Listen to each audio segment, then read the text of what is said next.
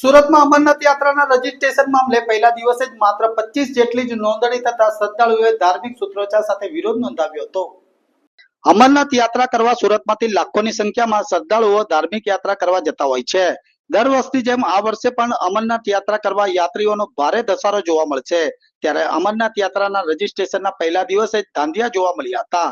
17 કલાકથી જમ્મુ કાશ્મીર બેંક બહાર યાત્રાળુઓ ખડે પગે ઉભા રહ્યા હતા અને 100 ની જગ્યાએ માત્ર 25 જેટલી જ નોંધણી થતા ધાર્મિક સૂત્રોચ્ચાર શ્રદ્ધાળુઓએ કરી વિરોધ નોંધાવ્યો હતો અને જલ્દમાં જલ્દ અમરનાથ યાત્રાના રજીસ્ટ્રેશન કરવાની માંગણીઓ કરી હતી।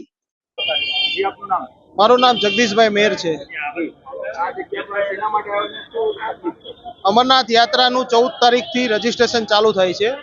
ગત રોજ 10 વાગ્યાથી લોકો અહીંયા પોતાના રજીસ્ટ્રેશન માટે બેઠેલા છે। દર વખતે Jammu Kashmir bank, SBI, PNB અને યસ બેંક દ્વારા બેંક રજીસ્ટ્રેશન થતા હોય છે। દર વખતે 100 ના રજીસ્ટ્રેશન થતા હોય છે। 100 પહેલગામ અને 100 બાલતાલના હોય છે, જેને એક લોટમાં 200 લોકો જઈ શકતા હોય એક તારીખમાં। આજે સવારે બેંક તરફથી એવું કહેવામાં આવ્યું કે અમે ખાલી 25 ટોકન જ ફાળવીશું। એટલે અમારે લોકોને આજે અમારી સંસ્થા શિવસેવા ગ્રુપને અહીંયા હાજર થવું પડ્યું કે 75 ટોકનનું તો તમે શું કરવાના છો? શું વેચાણ કરવાના છો, અથવા તમારા મળતિયાને આપવાના છો, અથવા તમે લાગવગથી કોઈને આપવાના છો?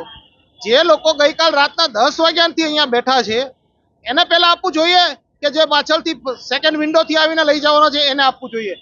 માટે અમે આજે મીડિયા મિત્રોને પણ જાણ કરવા માંગીએ છીએ કે તમે અમારી આ લડતમાં જોડાવ અને આ લોકો જે ગત રોજ રાતના 10 વાગ્યાથી બેઠા છે એ લોકોને સંપૂર્ણપણે ન્યાય મળવો જોઈએ એવું અમુ અને અમારા શિવસેવક ભક્તોનું બધાની માંગણી છે।